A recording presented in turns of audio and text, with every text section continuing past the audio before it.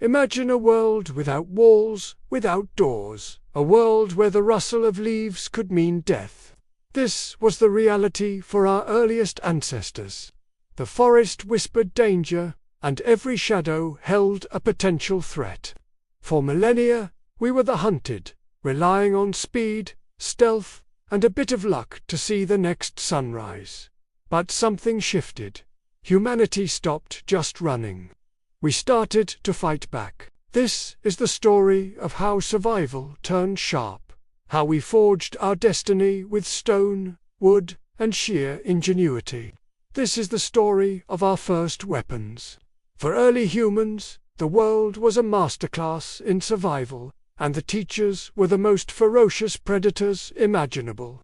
Every day was a lesson in the brutal mechanics of nature.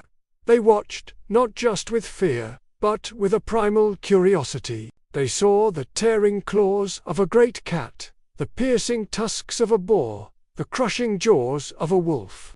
They observed how nature had armed its most successful hunters. These weren't just random acts of violence. They were displays of perfectly evolved tools. Claws that could grip and rip, teeth designed to puncture and hold. Nature's arsenal was on full display, and our ancestors were paying close attention. They understood a fundamental truth. To survive, you couldn't just be smarter. You had to be stronger, or at least project strength. The question wasn't if they could fight back, but how the answer lay all around them, in the sharp edges of broken rocks and the sturdy branches of fallen trees. The classroom was open, and the first lesson was observation. From watching came doing. The first steps were clumsy, almost childlike in their simplicity. A heavy rock, a solid club-like branch, these were our first extensions of will. A thrown stone could deter a scavenger. A heavy stick could deliver a stunning blow. But this was defense, not dominance. The real revolution began when our ancestors started combining materials. They looked at a sharp flake of flint, its edge almost as keen as a predator's tooth, and then at a long, straight stick. An idea sparked, a connection was made. What if you could put the sharpness of the stone on the end of the reach of the stick? This was the birth of experimentation. They tried to wedge stones into split branches, tying them with vines or strips of animal sinew. The results were crude, often unreliable, but a revolutionary concept was born: the composite tool. This wasn't just a rock anymore. It was a protosphere. It wasn't just a stick.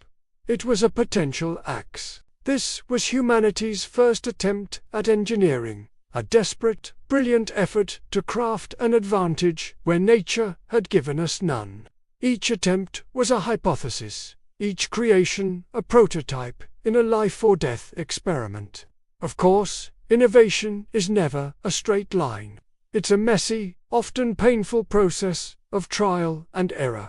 And in the Stone Age, errors could be fatal. Imagine spending days carefully chipping a stone point and lashing it to a shaft, only to have it shatter on the first impact. Imagine swinging a crude stone axe, and the head flies off, injuring you or a clan member. These failures were not just setbacks, they were critical lessons. They learned that the type of stone mattered. Flint and obsidian fractured in predictable razor-sharp ways, while granite was better for They discovered that the way a point was attached, the knapping technique, the balance of the spear shaft, all of it made the difference between a successful hunt and a tragic failure. These weren't just weapons, they were complex systems. Every broken tool, every missed throw, every injury was a piece of data, teaching a lesson in physics, engineering, and material science. This painful process of realization weeded out bad designs and refined good ones. It was a brutal but effective form of quality control, ensuring that only the most reliable and deadly innovations were passed down through generations. Precision wasn't a luxury. It was the key to survival.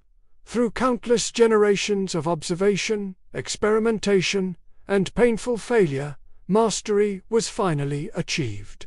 The crude tools of the past evolved into a sophisticated and specialized arsenal. The simple, sharpened stick became the fire-hardened spear, a perfectly balanced projectile capable of taking down megafauna from a safe distance. The heavy rock lashed to a branch transformed into the hand axe, a versatile tool for butchering, chopping wood, and, when necessary, fighting. Clubs became more ergonomic, weighted for maximum impact. They even developed specialized tools like spear throwers or otlots, which acted as a lever to dramatically increase the range and velocity of a spear. This was more than just a collection of tools. It was a system of control. Humans were no longer just reacting to their environment. They were actively shaping it. They could hunt larger animals, providing more food and resources for their clans. They could defend their territory more effectively against both predators and rival groups. For the first time, humanity had a tangible form of power. We had climbed the food chain, not with fang and claw, but with mind and hand. The hunted had become the hunter. This newfound power fundamentally changed the human story. It wasn't just about getting more food or being safer. It was about what that security allowed. With the constant threat of predation lessened, our ancestors had more time to think, to create, to develop social bonds, to tell stories around the fire. The calories from successful large-game hunts fueled the growth of our brains. Weapons provided the safety net that allowed for the flourishing of art, culture, and more complex societies.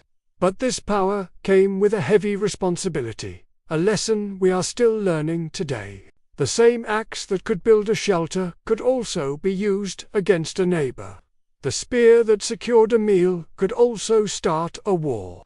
The tools that ensured our survival also gave us the capacity for destruction. It's a profound paradox. Our greatest strength is also our greatest vulnerability. The journey from a simple stone to a finely crafted spear is a testament to our ingenuity, but it's also a cautionary tale.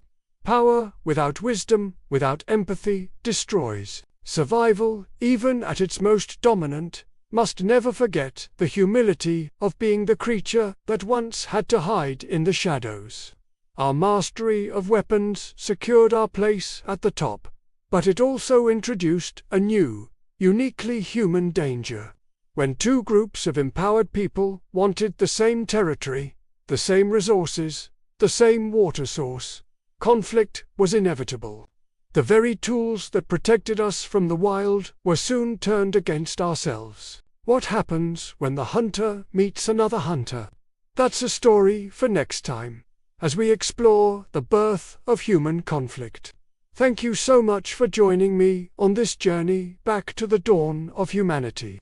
If you found this fascinating, don't forget to hit that like button, subscribe to the channel, and ring the bell so you won't miss our next exploration into the past.